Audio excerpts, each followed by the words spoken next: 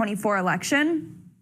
This is how dumb, and I use that word in the most intellectual way possible, House Republicans are tweeting out, Mark Zuckerberg just admitted 3 things. Biden-Harris admin pressured Facebook to censor Americans. Facebook censored Americans.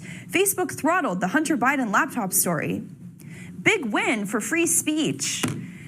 Now, frankly, this actually makes sense because if House Republicans think that a big win or a victory is a strongly worded letter, I guess that'd be on brand and maybe in some ways cultural appropriation for what House Republicans are used to doing. But I don't know about you. If Mark Zuckerberg actually colluded with the federal government to deprive American citizens of their First Amendment rights, that's crime, and you should be treated accordingly.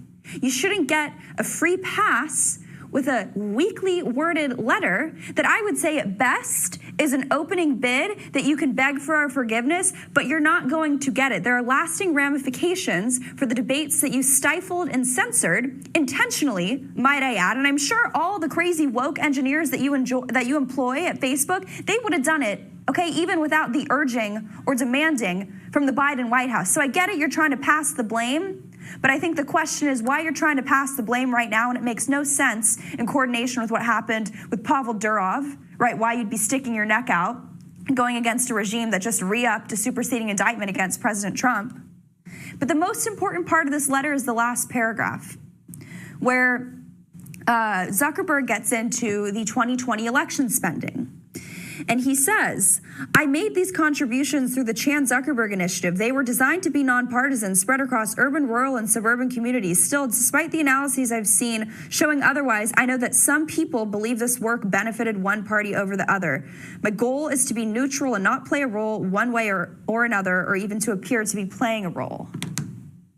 So you want to pump nearly $1 billion into our election administration, and you think the best apology, that's hailed by House Republicans as a big win that you're going to give the American people is one like 6th grade level English paragraph apologizing. And by the way, the analyses that you're citing, you can't even put them in the paper. You can't even give us a footnote linking to any of this analysis. Oh, that's because they don't exist.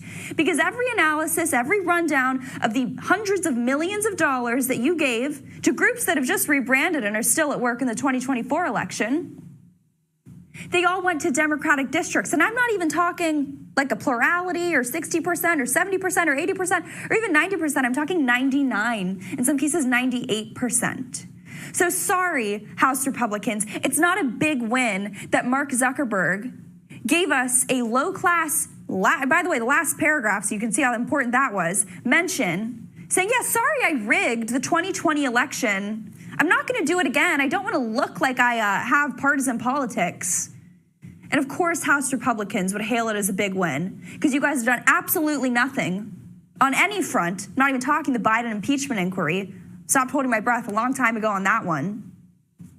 Absolutely shameful that they would call this a big win. It's not a big win until Mark Zuckerberg is in jail along with all these other tech CEOs who have deprived you of your First Amendment rights on a myriad and litany of issues that aren't included in this letter. So no offense, not a big win, maybe for the tech lobbyists in DC, but short of that, I don't think it's a big win for the American people. Jim Jordan, respectfully.